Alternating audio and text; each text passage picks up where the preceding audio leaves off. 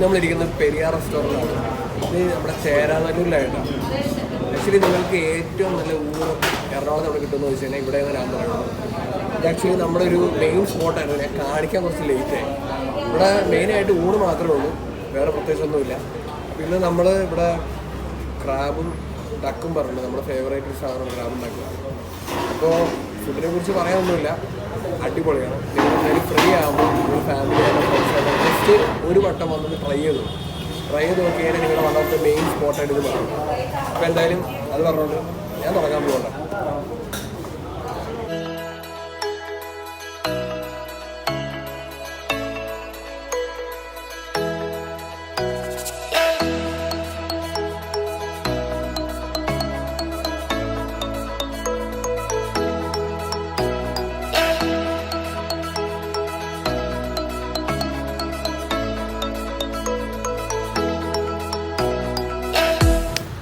അപ്പോൾ ഗൈസ് ഫുഡൊക്കെ കഴിച്ച് കഴിഞ്ഞു.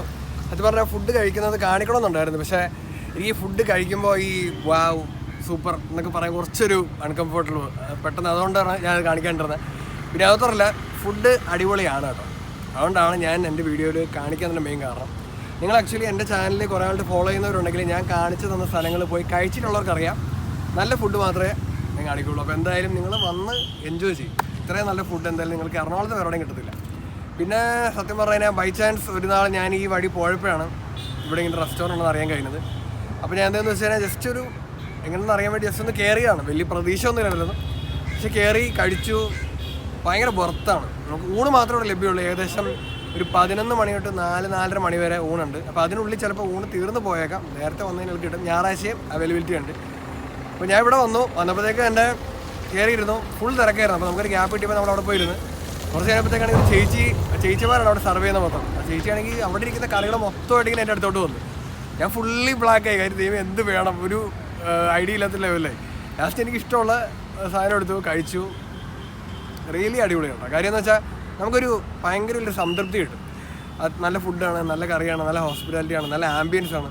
പിന്നെ ഈ ബാക്കി കാണുന്നതാണ് നമ്മുടെ പെരിയാർ നദിയാണ്. പെരിയാർ നദിയുടെ ഒരു ചെറിയൊരു ബോർഡറിലായിട്ടാണ്, ഒരു ചെറിയൊരു അറ്റത്തായിട്ടാണ് ഈ ഒരു റെസ്റ്റോറൻറ്റ് സ്ഥിതി ചെയ്തേക്കുന്നത്. തൊട്ടപ്പുറത്ത് വേറെ റെസ്റ്റോറൻറ്റ് വരുന്നുണ്ട്. അതിൻ്റെ ഒരു ഗതി എനിക്കറിയില്ല. പക്ഷേ കറൻ്റ്ലി അപ്പോഴും ഇപ്പോഴും ഇത് തന്നെയാണ് ടോപ്പ്. ഇവിടുത്തെ ഒരു തിരക്ക് നിങ്ങൾ കണ്ടറിയണം.